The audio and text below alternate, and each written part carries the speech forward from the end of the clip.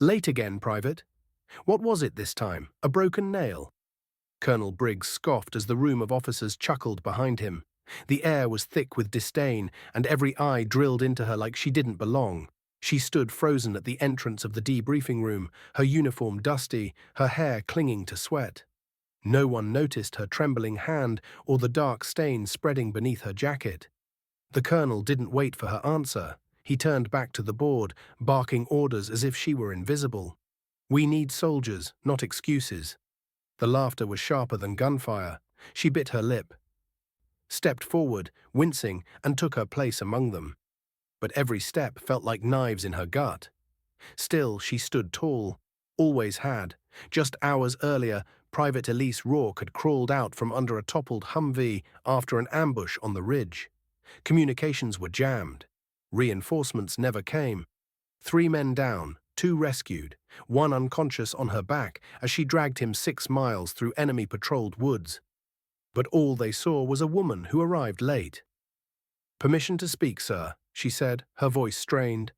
Briggs raised an eyebrow, smirking. "This should be good." "I wasn't late, sir," she said slowly, unzipping her jacket with shaking hands. "I was bleeding." And that's when the room went still. She lifted her shirt, revealing raw, splintered skin. 2 shrapnel wounds. 1 embedded metal fragment. Blood had soaked into the waistband of her fatigues. Gasps echoed. No one laughed now. "Medic!" someone yelled, but she didn't flinch, didn't move, didn't blink. "I told command we were under fire. No response. I had to move. Had to get Private Langley out. He's in the medbay now. He's alive." Her voice cracked, not from weakness, but from everything she held back. The colonel's smirk evaporated. He stepped forward, mouth half open. "Why didn't you report this sooner? Why didn't you—" "Because I was being judged before I ever walked in," she said, eyes locked on his. "And I figured you'd respect evidence more than explanations." Silence dropped over the room like a curtain. 3 weeks ago, Elise was transferred from logistics to field ops. Unusual, even frowned upon. A woman, barely 5'6", with no combat reputation. They called it a PR stunt. Behind her back, they joked about her decorative deployment. No one knew she was a Silver Cross nominee from her last tour because she never told them. She wanted to earn their trust, not inherit it. In the room now, officers looked away, some with guilt, some with shame, others in awe. Briggs finally stepped back. "Get her to medical." "I will. After I finish my report," Elise said, defiant. "Langley deserves that." And right there, something shifted. Not just in the room, but in every man who doubted her, because they saw something that didn't need stripes or speeches to prove its worth. They saw a soldier. Elise submitted her field report with blood still seeping through her shirt. Every detail was flawless. Tactical decisions, enemy positions, evac route. She had memorized it all because lives depended on it.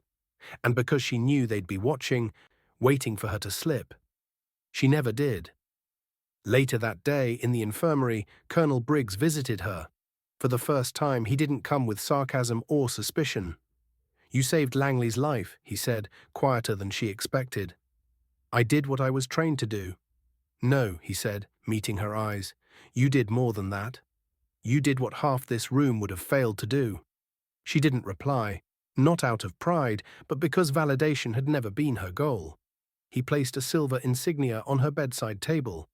"Recommendation for commendation is already in motion. You've earned it." When he left, she didn't cry. She just stared at that insignia, remembering the moment Langley started breathing again in her arms. That was her reward.